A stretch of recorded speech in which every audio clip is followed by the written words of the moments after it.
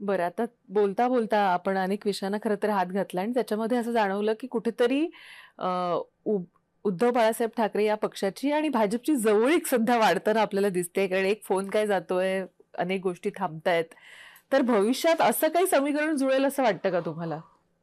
असं नाही, आम्ही एकमेकांचे दुश्मन थोडी आहे. आम्ही राजकीय विरोधक आहोत. त्यामुळे कोणाला फोन करून असं कोणी सांगितलं, भेटून असं कोणी सांगितलं. जर मी स्वच्छ हेतून कोणाला भेटलो, स्वच्छ हेतून कोणाला, आता उद्या माझ्याकडे लोक येतात समजा काही, मी विरोधी पक्षनेता असताना. मी देवेंद्र फडणवीसांना फोन करायचो, एकनाथ शिंदे साहेबांना फोन करायचो. काय प्रॉब्लेम, अजितदादांनाही करायचो. आणि त्यांनी कधी कोणी म्हटलं नाही की नाही नाही तुझं काम करत नाही, असं कधी कोणी म्हटलं नाही. पॉझिटिव्हली घेतलं. मला वाटतं हे केलंच पाहिजे आणि करावंच लागतं.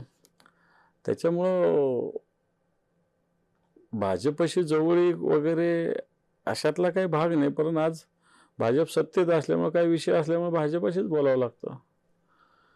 आणि मला असं वाटतं की आपण फार राजकीय विरोधक आहोत, दुश्मन नाही. ही भूमिका आपण सगळ्यांनीच ठेवली पाहिजे. विरोधक एकमेकांचा असतो, आपण राहिलं पाहिजे, त्याच्याविषयी काही. पण मी विरोधक आहे म्हणून मी तुमचं काहीच करणार नाही, तुमचा फोनवर, ही चुकीची भूमिका आहे. ती आपण सगळ्यांनी बदलली पाहिजे. पॉझिटिव्ह लोकशाहीनं, सकारात्मक लोकशाहीनं आपण काम केलं पाहिजे, असं मला तरी वाटतं.